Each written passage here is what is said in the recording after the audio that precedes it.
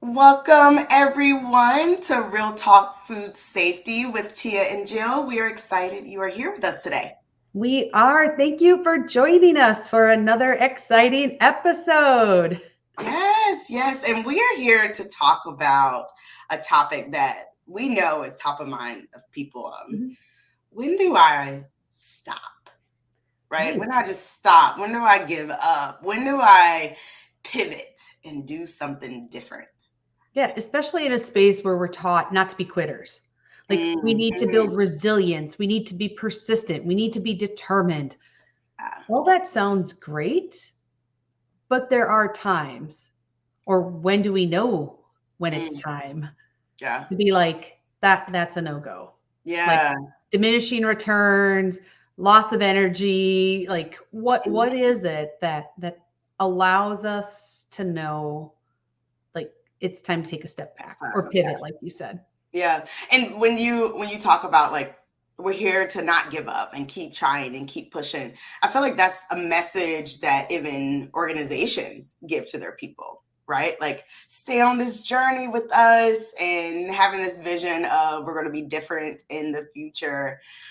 Or just even the communication around well, try this and try that and try this and try, and like just, oh, you need to work and do this differently, or they need to do this, and it's like you keep trying, but there's really no change. Yeah, and I think you bring up a good point. Not only is it something that we see as food safety or technical people, right? We see this a lot when we're like, we're just trying to get people to wash their hands, right? Right? We Yeah, could be banging our head against the wall. It can be with a coworker, a boss. It can even be with your own organization where you're like, I feel stuck here because like, yes, I need a paycheck. Yes, I love what I do, but this like there's a gap here. Like, how yeah. do I know when it's time to just be like, this isn't the fit for me? Right. And even as a leader, right, which I know we're going to talk a little bit about today Mhm. as well, is like when do I give up on my people? Yeah, I know that's not, like even saying those words out loud sound Right. a little backwards from the message we always give, which is I'm always right. We're always like bet on everyone. Yeah. Everyone has gifts and talents, and they are there for us to tap into. Hmm. They are there for us to tap into. Yeah.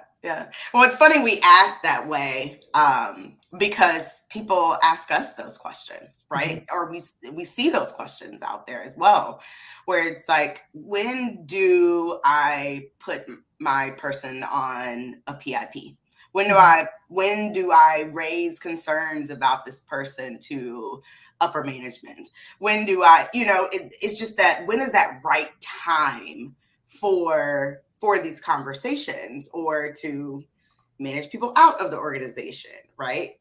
it, we hear those questions all the time and we see them all the time, and of course we thought it was an awesome conversation to have with you all on Real Talk, Yeah. because that's why we're here Yeah. every single week, is to discuss these type of topics that we hear, but we also want to hear your perspective Yeah. around. So drop in the chat, like, where are you joining us from?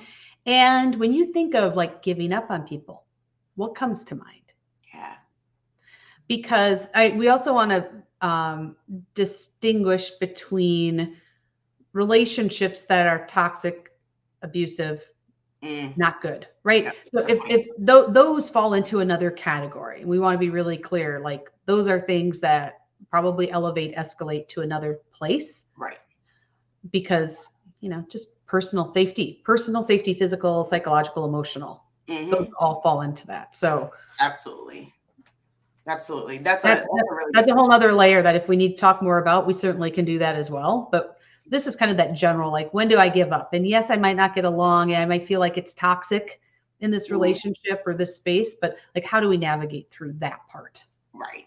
Yeah, that's a really good point, because I think the timing looks different, right? And what you do might look different in those Absolutely. situations. Yes. Well, and if you're joining us today and it's your first time, welcome. We're so glad to Hey. have you. Yes. We are part of Catalyst. And as an organization, our mission is to transform how we lead in food. Mhm. Too often, and we've experienced it ourselves, burnt out, overwhelmed, job loaded, banging our head against the wall. Like, we love what we do. We're passionate about being in food and food manufacturing. But if you've been in there for a hot minute, you know it is frustrating. Mm-hmm. Yeah. And in work, in relationships, how do we stand in our power to help ourselves be our best version? How do we do that? Because other people are relying on us, especially if we're in leadership roles. And that's our duty and our honor to be able to do that. So Yeah. That's what we do. that's what we we love do. to do. That's what we That's love what we do. Coaching, leadership development, workshops, all to support you. Yes, yes. And real talk is a piece of what we do, and time for us to have conversations with you all on those top topics that are sort of burning within us that really we just want to have a conversation about and figure out how do we move forward and do things differently, right? So that leadership can be transformed. Yes. And today is all about, when is enough enough? Yeah. And does it look different when you're a formal leader versus perhaps like informal without direct reports? Yeah. So we want to give you some things to consider as you're navigating life and work and leading a team or championing food safety culture. Yes. Yes. So let's dive in, and let's dive in with a question. As humans, right, do we have moral obligations to help and believe in everyone? Whew, big question. That's a deep question, right? And I think that this is a great question because I think as leaders, whether formal leader or informal leader in your organization, a part of that, and I even speak about it from a perspective of servant leadership. Like, you feel this weight that you really do have this obligation to help others and believe in others. And if they're not able to get to the end result, it's because you haven't removed these barriers, or you haven't quite figured out a way to get them there. And so I think sometimes as leaders, we can take that on, that the answer to that question would be yes, or we feel like it should be yes, or we should hold this weight of, we need to help everyone, we need to believe in everyone, we need to, right, be that person for everyone, be that leader for everyone. And I feel like whether or not the right answer to that question is yes or no, I feel like we feel it. Yeah, I agree. This is why we're on the show together, because we agree. Not all the time, though. That's true.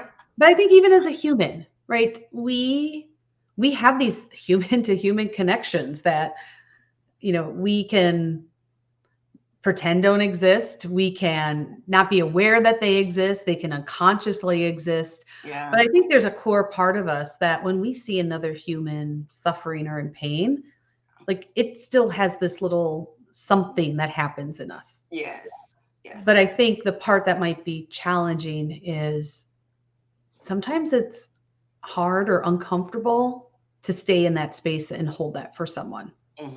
Like when we see them in pain or struggling or frustrated. And sometimes it's easier to look away than to lean in. Yeah. Yeah. And, and sometimes it's because, maybe you feel like you don't have the answers or you can't help them. And it's one of the reasons I love coaching, and why coaching I feel like is important, because you don't have to have the answers as a leader, right? Like, your person has the answers. You're just there to help, right? And to be there, and if you are a coach, to help coach them through it. And so, I just kind of think about that piece of coaching that kind of helps fill in some of that gap. But yeah, it can be hard. It can be scary to lean in, because you might feel like you don't have the answers, or you might feel like, I've never experienced it before, so I don't know, right? Can I relate? Yeah, or maybe not me. Like, why would it be me? I don't know this person so well. Like, I don't want to get in on their business. Yeah, right. But yet sometimes even that acknowledgement is human. Once again, human to human. It doesn't mean I solve the problems, but can I even acknowledge that you are working on something, dealing with something? Yeah. Sometimes just that extension of that compassion is powerful in itself. Yeah, just enough to say, I see you. I see you. Yes, I You. see you. Oh, My toddler, Tiana, she has been saying, I see you. I see you. Because we say that to her, like, I see you. She's like, I see you. Right. But you feel seen when that happens. And here's the thing, like as leaders, like that's what we sign up for.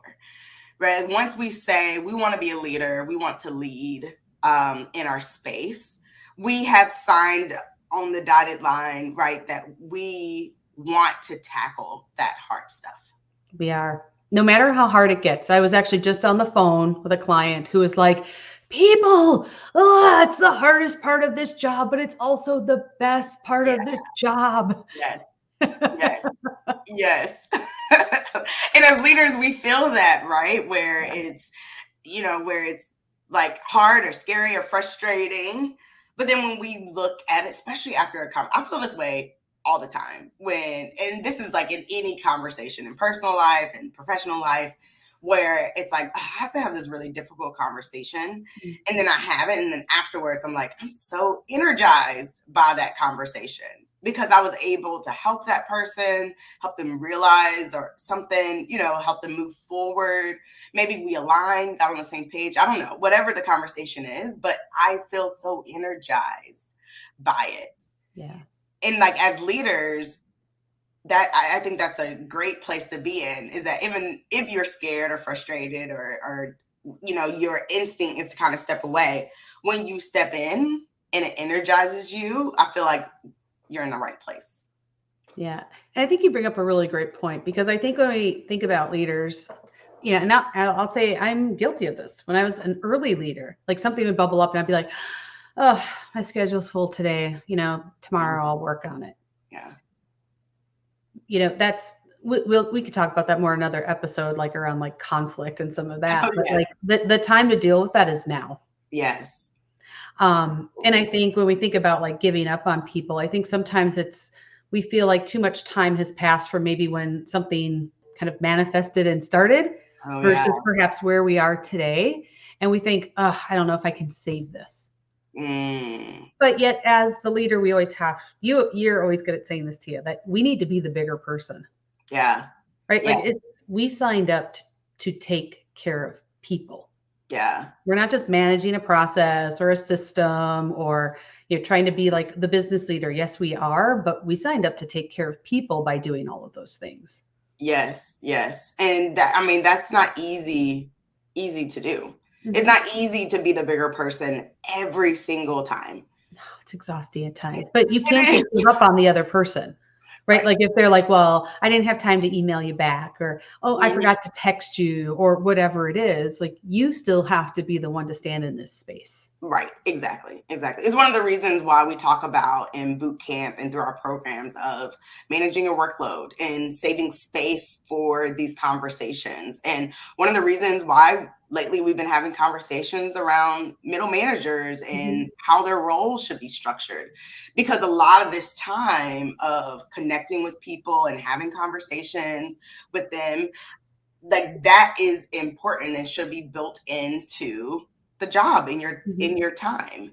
And again, maybe that's another conversation too, but I think it flows in to like, this is a part of our jobs. And the more that we can structure it and be transparent about that and open about it and having those conversations, the easier it is to even make that time. Yes. And I would say, right, this even extends to individual contributors. Oh, yeah. You may think, oh, when do I give up on people? Well, they don't report to me anyways. But in our interactions, in the way that we connect with people, in the way we collaborate, or the ways that we don't, the ways that we put up walls or put up barriers, like, all of those things matter. And so this pool of competencies around soft skills still matters to everyone. You may not necessarily have an obligation with a role as a manager or leader, but you're still here playing in this game with us of life. Yeah. And the organization probably still sees you as a leader, right? Someone to lead in your space. And a lot of times people who are not managers of people are safe spaces for people. Mhm. right? Because of that informal relationship, like there's not that formal corrective action. It's going to show up on my performance appraisal, all of those things. It's more around like, this is a safe space, or they're connected to me, but they're not directly connected to me. Mhm. And so even as individual contributors, you hold this, you hold this space for people to be able to connect with you and talk with you and share the things that you yourself might feel is scary, and you might not want to lean in, or you might want to be like, oh, I don't have time for it today, but people are still looking at you to be that type of leader in the organization. Absolutely. Especially as we talk more and more about food safety culture, Mhm. organizational culture, like you have an active role. Everyone has an active role. And right, we've had people asking us lately, right? Like what comes after food safety culture? Because right, there always has to be something else. And Always. I mean, whether it's before or after, we're like intentional leadership, Yeah. like developing soft skill competencies is always in style Hmm. and always a need. Always. Yeah. It is because we can't just be passive.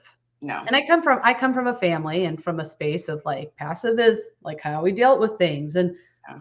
while there can be some benefits to, maybe what people perceive the other side of like overreacting Yeah. or getting in everybody's business, being passive isn't the answer either. Right. And Yeah. so when we talk about like not giving up on people, like part of that is we can't just be passive. Right. Yeah. We have to, when I hear you say that, I think about like, just, you have to be the person to step into that space without someone telling you sometimes. Yeah. Right? Like many times someone's not going to be like, "Hey Jill, this is your problem. Go," and take care of it. It's more like people are also waiting around, seeing who's going to step up, seeing who, and if everyone's kind of playing the passive moment, then it's almost like the bystander effect, right? Like, Mhm. have you heard of the bystander effect, when something happens and no one calls for help because someone else could call for help, but I personally don't, because someone else might be handling it. Right. It's like, but then in turn no one does it because everyone's just waiting for someone else. When I think about it from a leadership standpoint and being passive, sometimes I think about that, is that everyone's kind of just sitting back waiting, for someone to step up, versus like even asking the question, hey, is this someone, do I need to step in? Mhm. Right? Am I the right person to step in? Even just saying that have people thinking, oh, no, I really should be the person to. Okay. Or yes, you will be a great person for it. Go for it. Like even just starting those conversations, versus taking a back seat. Yeah, and I think that's really part of this. Like when we think about giving up on people, like have we really leaned in to understand what's actually happening? Yeah. And I've shared this story before in like a non-work related scenario, but when my sister had started fostering some kids because she just loves kids, and when they were going through some of the training for that or the getting ready, one of the things they talked about is the stereotype that foster kids are kind of like wild children or Mhm. whatever, and the people were like, look, they wake up every day wanting to be loved. Yeah. Yes. And you know if we start from a place of love versus all the other noise that's around people, like how can we lean into that compassion to be like, oh wow, they're more Mhm. like me than not like me. Yes. And I Yeah. think the same thing applies at work. So I remember having someone on my team and I was like, they just don't seem like they're always keeping distance between us. Mm.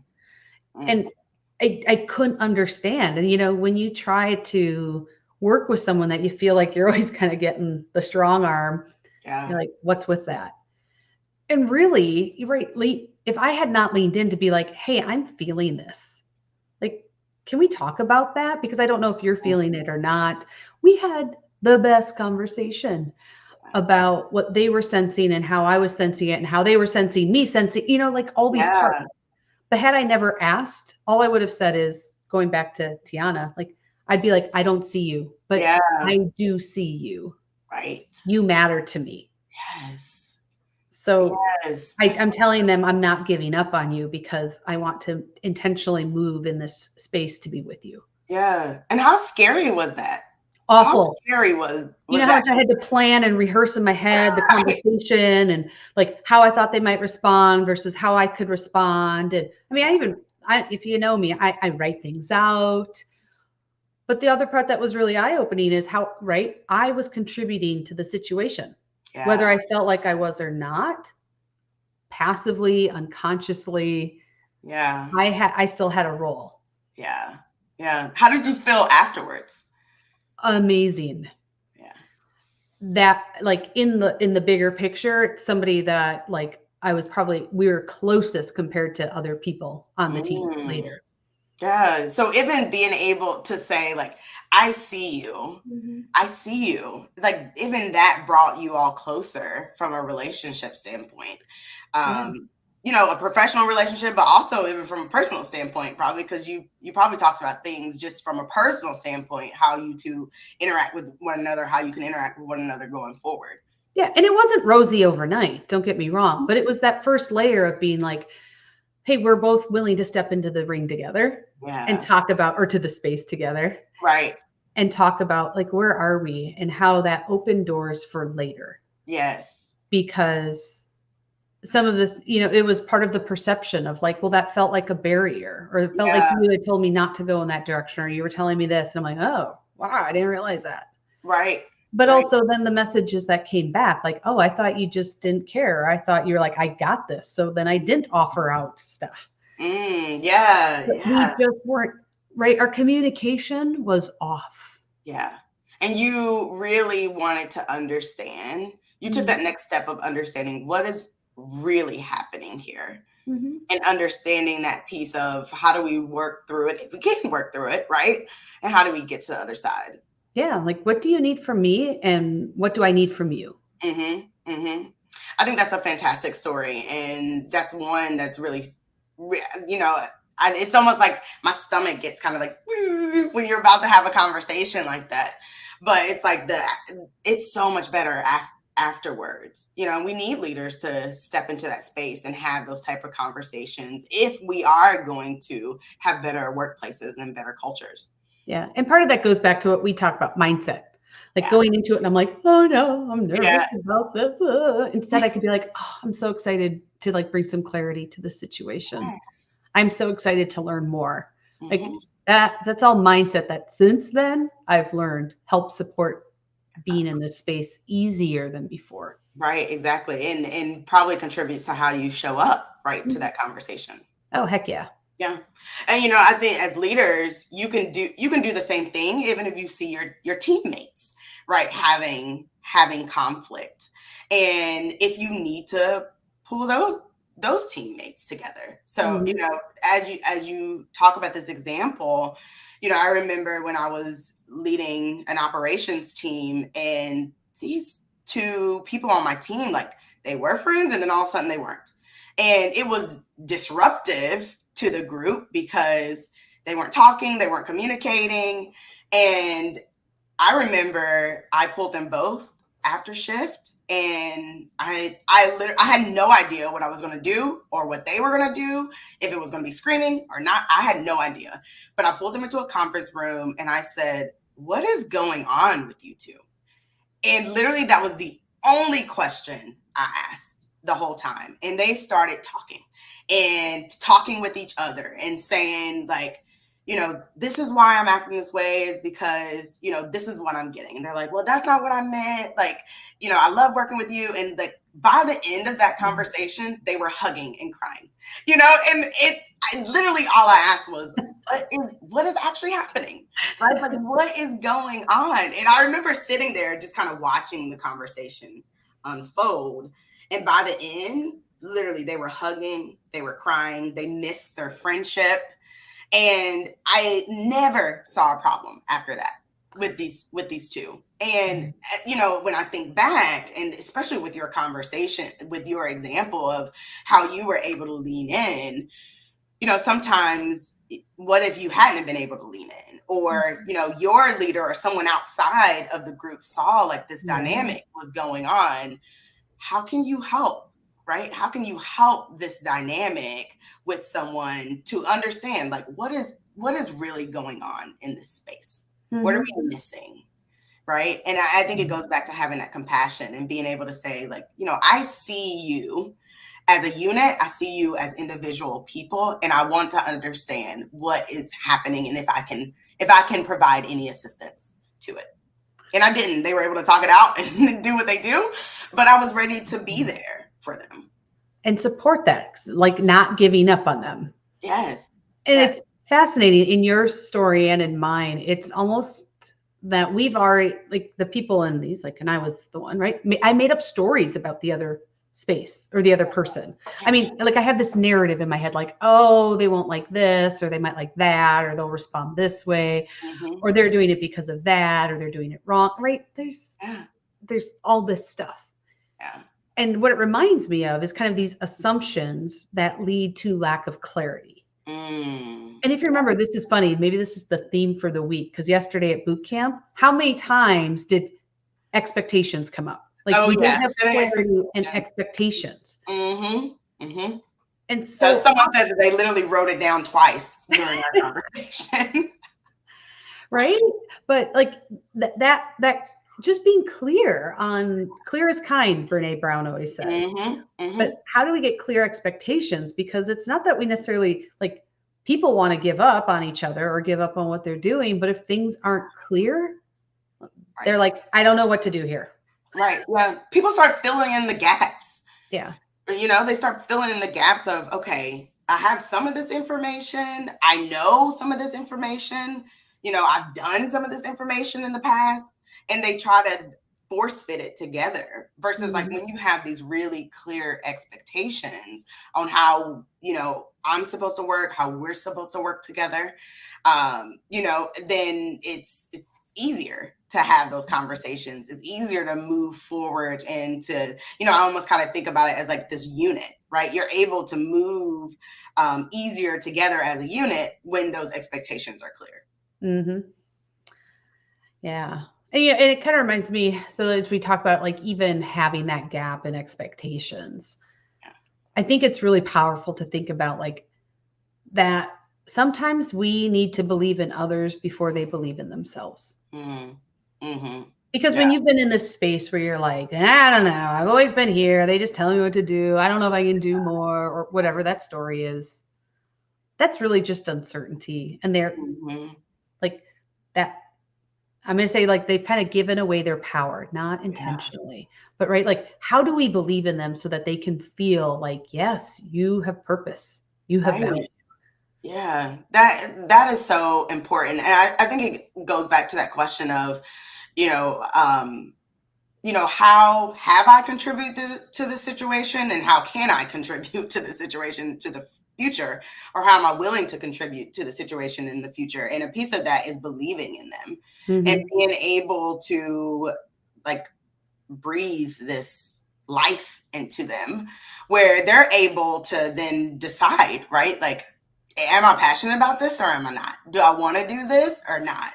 Do I want to step into this space, right? Is this the right space for me?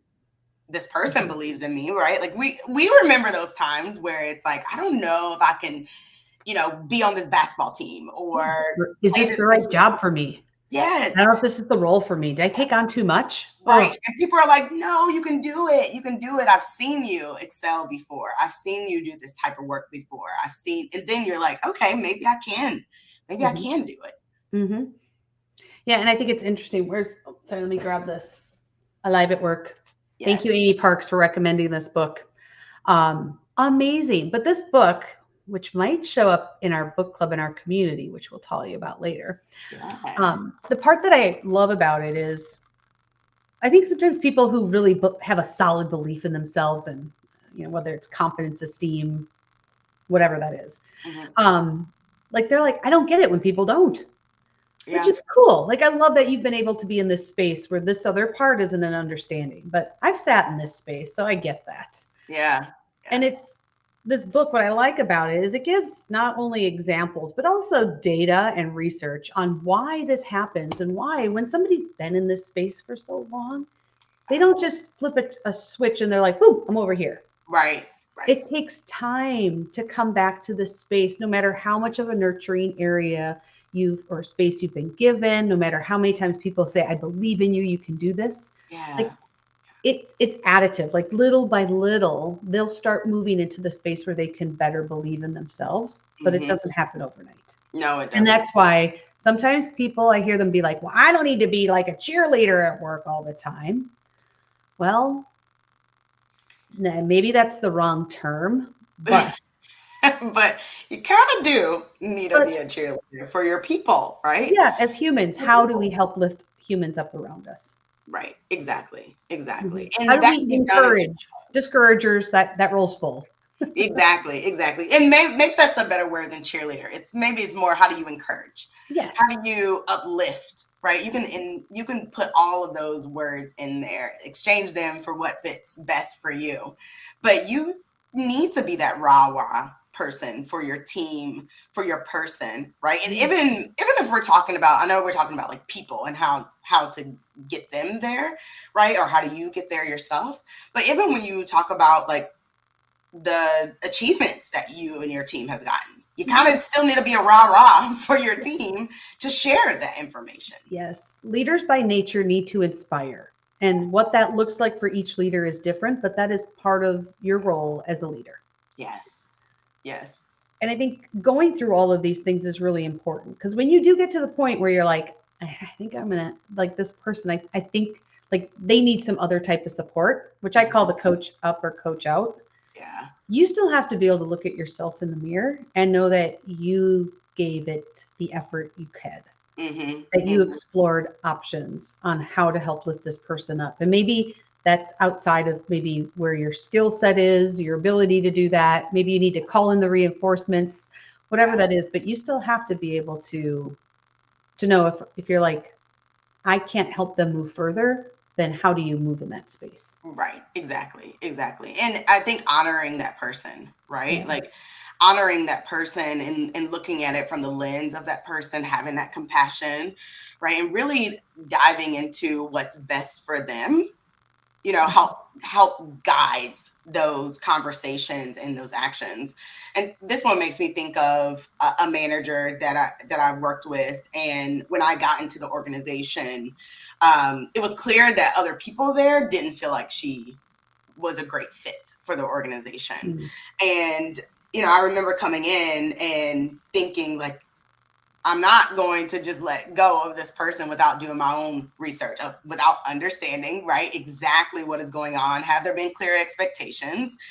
Is there a shift of this person has Mhm. really been in this space of not really believing in themselves and they need to get into another space? Like, I needed to understand all the things that we're talking about. And so I took that time to do it. And when it came to the time that really this person needed to exit this organization, we had conversations around what's next for you and how do I help you get into the space that you really want to be in. A part of the coaching was helping her determine, where do you even want to play? Like, Yeah. what type of work do you want to do? What type of experience do you want to have? And so when it was time to start looking for other opportunities, like that's the conversations. Our conversations literally changed to that. On like, what type of roles should you be looking for? How can I help you get there? How can I help with these pieces? And this person now is in a job that she loves, and it took a couple of roles to get there, but she loves the role that she's in. She loves what she's doing. She loves her team. She loves her manager. And if she hadn't done that work and at that time, right, she could have been in roles that she's really not excited about today. Mm-hmm. So, it's when I think about coaching up or coaching out, like there could have been a possibility that she's like, no, this is exactly what I want to do. So I want to step into this role right here. Cool, let's do it. Mm-hmm. Right. Or, in her case, it was, I don't want to do this. I don't want to do what we're doing right now. And being open to be able to share that, because the whole like when you give up on people, right? It looks really different when you're like, okay, now we have another, like, what's behind door number 3? We have options to help move in this space. Yes. You hear me say that a lot, move in these spaces, because that's what we're doing. Yes. And that's coming out a lot today. Right. And I think like that's even like the message here where it's like it's not necessarily like giving up. Like people say like we gotta just give up and Mm, like move out or give up on this person and move them out. It's not really about giving up. It's mm, about how do I help them move to a different space? How do mhm. I help them step into their power? How do I help wherever that is, right? Here in the organization, out of the organization. How do I help myself do that? Here in the Yeah. organization, out of the organization. Like, how do I help myself step into these places? But I also think sometimes us as leaders or people who are in that mindset of like, well, I have to keep doing it. It's my job, it's my role. But there are times when maybe giving up or moving to a new space is the right thing to do. Mm-hmm, mm-hmm, mm-hmm. Yeah, it's when you. So how do you know? How do you know it's time for me to move to another space? Mhm. And one is that you feel like you've tried everything that you know. Yes. And I think, this will feel different for every individual, Mm-hmm, but right, I've had spaces where I'm like, I feel like I've just been banging my head against the wall. mm-hmm. Like, I feel like I've tried different approaches. I feel like I've done things, but like it's not working. Yeah, And yeah, so like what else needs to happen? Because if I stay in it, I'm going to, here's what I found out late, as I could see in hindsight, because I was just working through the parts of what I know, mm-hmm. like I was just doing different versions of what I knew. Right, right, Right. yeah, So I tried everything that I knew, but like there was more outside of what I knew that I could have tried, but I didn't know that. right, yeah, So sometimes when you stay in it, you're just kind of doing the same loop, yeah, loopity loop that you've done before. When really, like maybe you need to step back, and it's not giving up. Maybe it's stepping back. Maybe it's shifting yeah.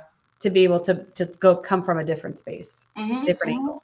Yeah, and you also open up space, right, for your organization or your team, whoever you're kind of shifting from, Mhm. to shift into new spaces. Yes. There's times where I'm like, I'm not the right person for you. Like for whatever reason, we're not connecting, we're not Mhm. landing, and I know you need someone in this space to help you.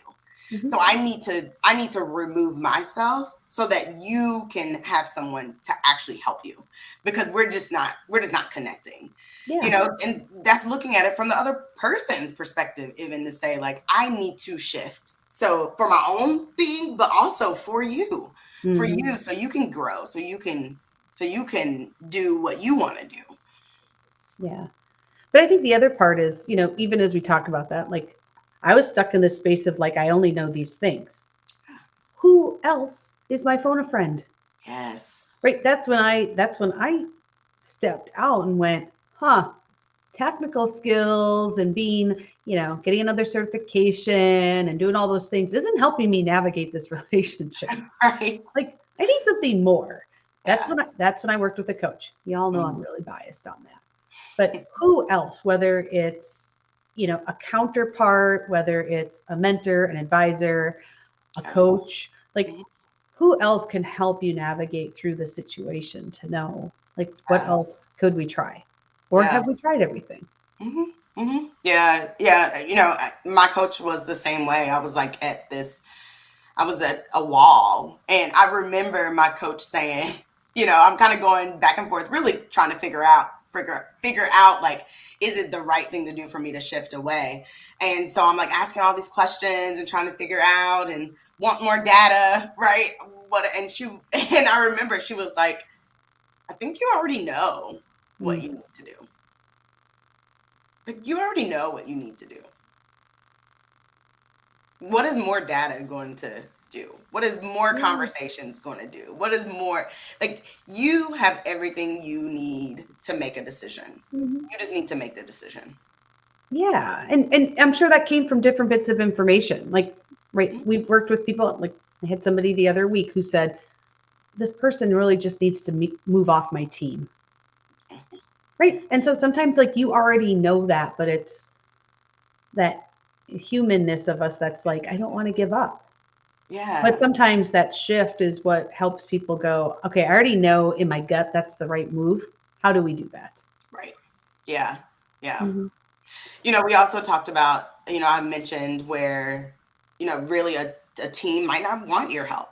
right? Mhm. Or they refuse that help, or we've been there, especially in food safety, where it's like, okay, they really don't want their food safety person to be a part of the conversation and eliminate these risks and have these conversations as they grow. And if they don't want your help, right, then there's really nothing you can do. You can't, like, I can't remember who said this recently. Maybe someone we were talking to, where they were like, you can bring a horse to the trough, but you can't make them drink. Right. Right. It's true, right? It's one of those things where you can give them everything, you can try different things. And if they're like, no, we really don't want to do that, we don't see that as a part of our plan, right? Or really, like, we don't understand even how you are even presenting it to me, right?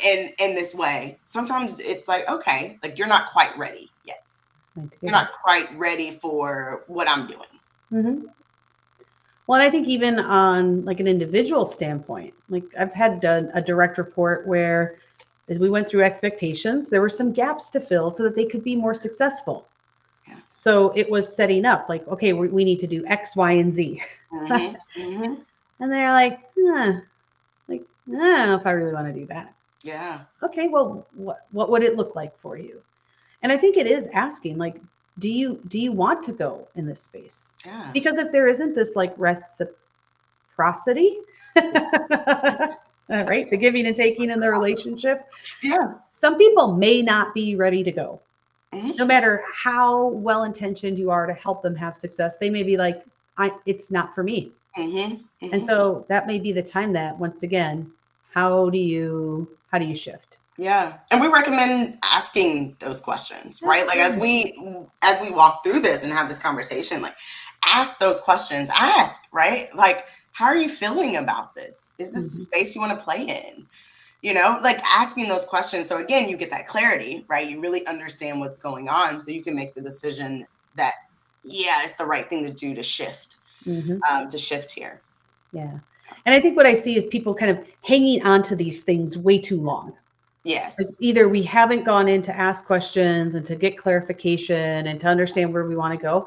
And all of that is like this energy that we're putting into spaces that's really hard. Yeah. Or if we're trying to keep pushing the cart, we all know pushing the cart uphill is really hard, even when it's a person that you're trying to help move. Right. You still have to be mindful of your self-care. If you're draining yourself, if it's too demanding, if it's unhealthy, if it's unsafe, like those things, only you can decide. Yeah. So you also have to have some awareness of when you're like, I've done what I can for now. Mm-hmm. Mm-hmm. Yeah. And here's the thing, like, letting go does not mean forever. Mm-hmm. Right? Like, sometimes we think our decisions are final, and there are very few decisions that are final. Mm-hmm. And so it's like, it can mean for now, right? Like, this is the shift for now. For you, that makes sense for you, or makes sense for your person or your team or your organization. Yeah. So I think that hopefully that gives a sense of like, when do you know it's the giving up is the right thing to do, right? Yeah. You've tried things, you've looked to others for help. People are like, I'm not stepping into this ring to help make things better. Like, I don't want to go. Right. Be all your energy that Yes. you've been using. Yeah. But of course, there is the other side of this, right? How do we step into a space where we're being intentional leaders and being proactive?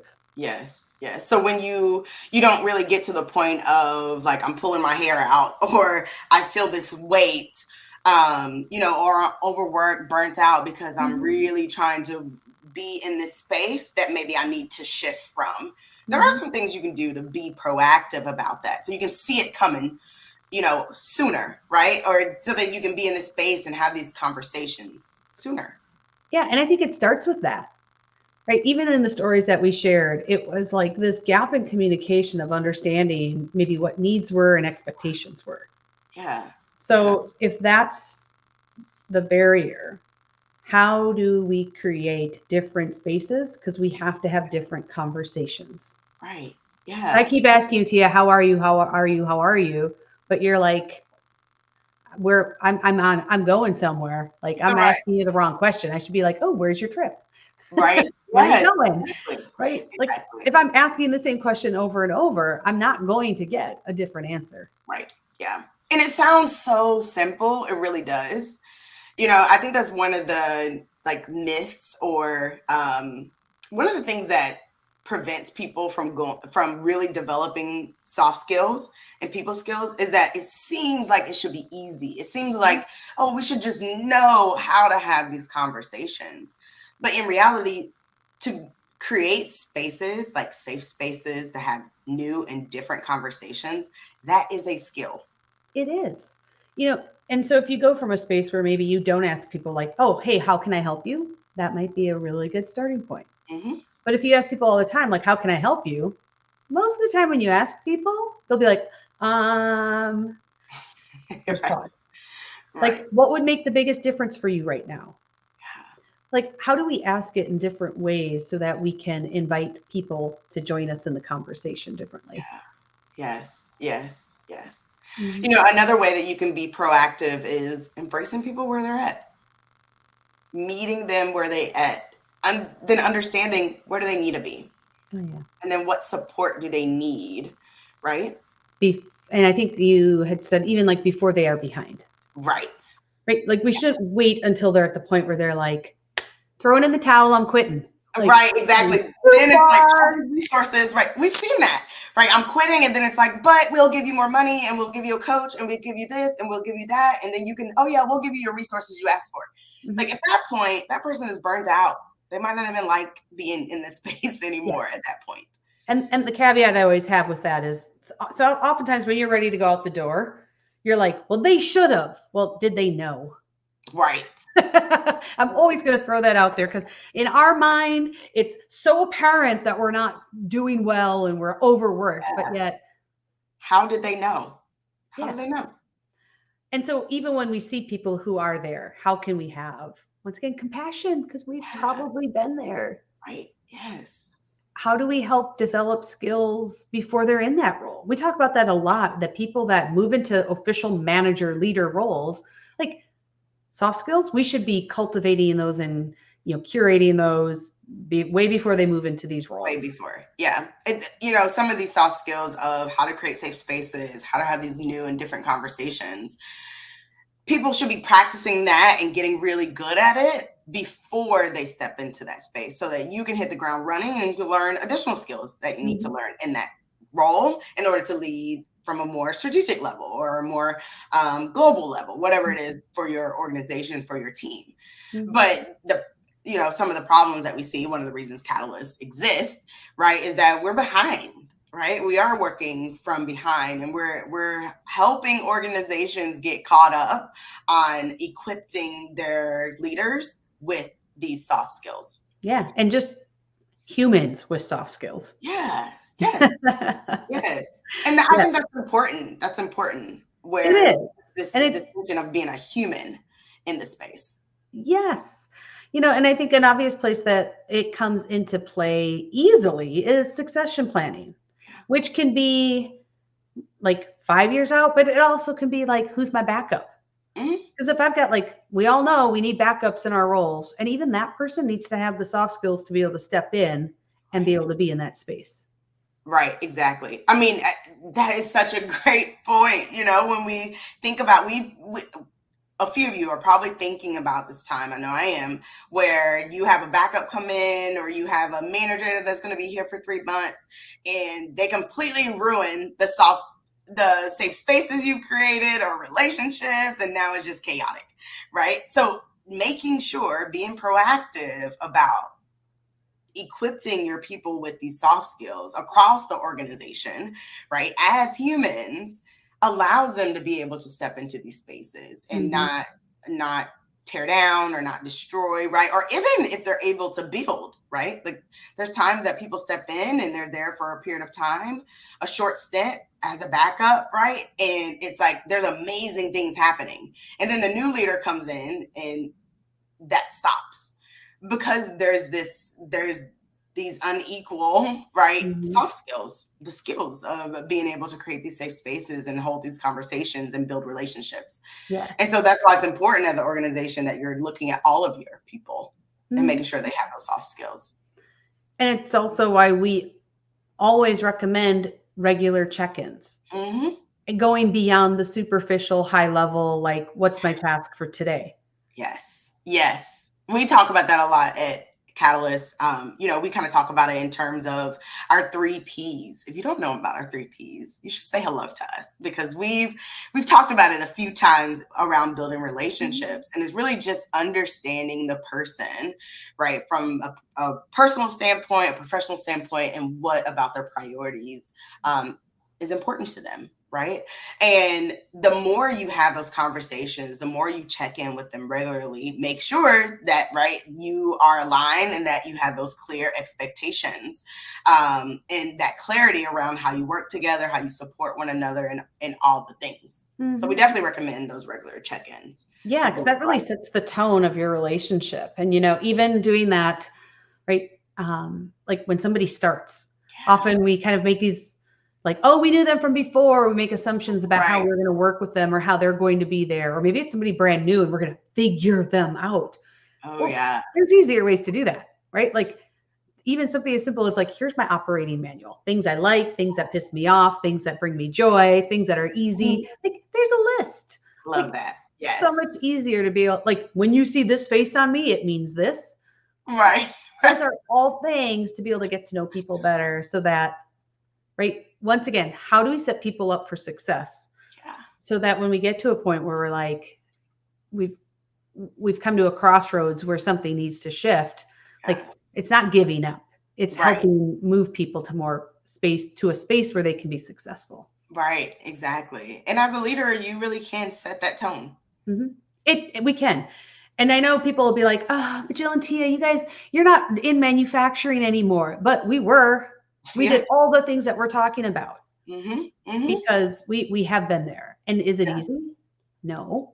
But taking steps to start in that direction are a heck of a lot more productive and effective than just sitting in the space that we are hoping that it changes. Right, exactly. Yeah, we've been in both situations where we weren't proactive Mhm.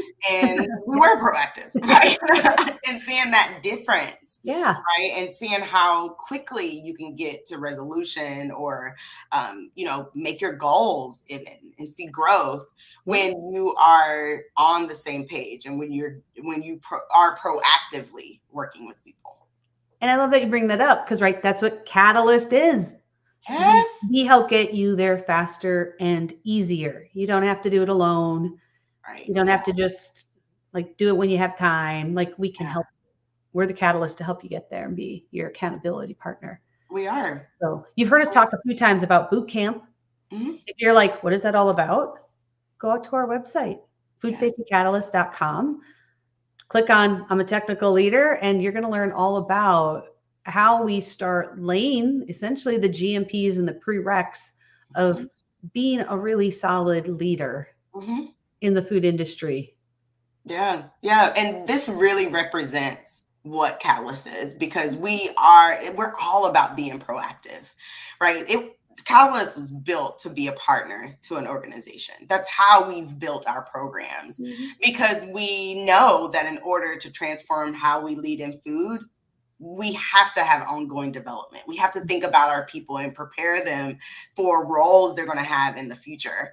And we have to be proactive about it. And so we've built Catalyst to do that for organizations, to partner with organizations to get that done. So yes, Mhm. check us out. Yeah.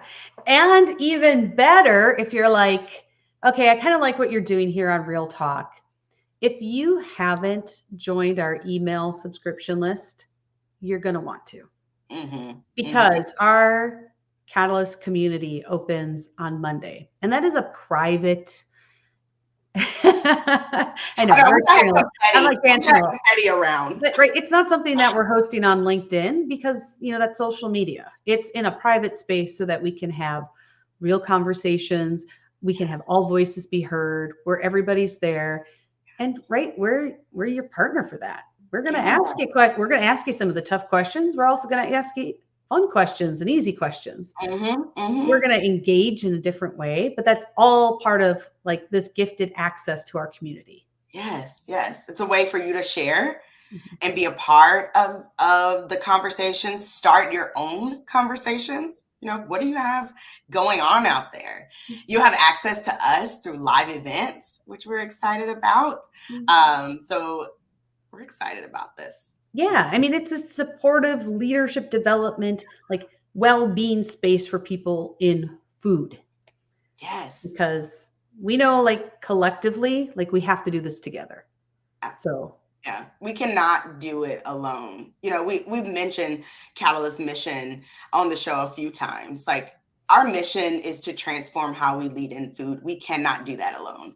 We cannot do that as individual, you know, like just myself doing it. We have to have this network, this community of people that's thriving, uplifting, cheering, right? Inspiring one another. Like we're those cheerleaders for you, right? Like because that's what we need. That's what we need in order to step into this new way of leading.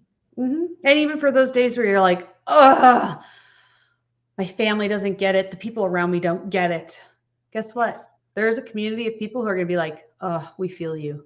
Yeah, we get it. Not only do we feel you, we can hold this space for you, but how can we, what's most helpful right now to help you move forward? Yes, yes, Right? absolutely. That's what Absolutely. our community is about. Yes. And we're excited about the launch happening on Monday, April 1st. Yep. So the So first sign thing. up to our email now. And Mhm. then on April 1st, you are going to get the invite that says access here. Yes. So, Yes, we cannot wait to see you all in the community and have different conversations, new conversations. We talked about that as a part of being proactive.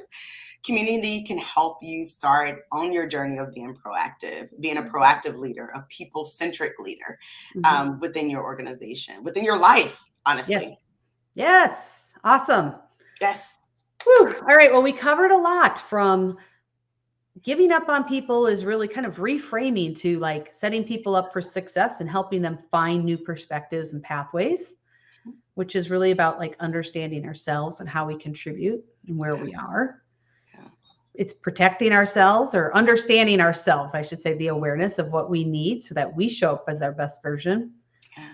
But then also being proactive, right? We don't have to wait till it gets ugly to be able to make a difference. Yes. Yes. We don't want to wait till it gets Nope. early, right? We want to be proactive. Yeah. Awesome. Well, we're going to be back here next week, same time, same place. Please join us every Wednesday on LinkedIn, Talking Real Talk. We love to see you in our comments, so please continue to join us each and every week on Wednesday, noon Eastern, 11 Central Time. Yes. And until then, make it a great week. Yes. We'll see you later. See you next time. Bye.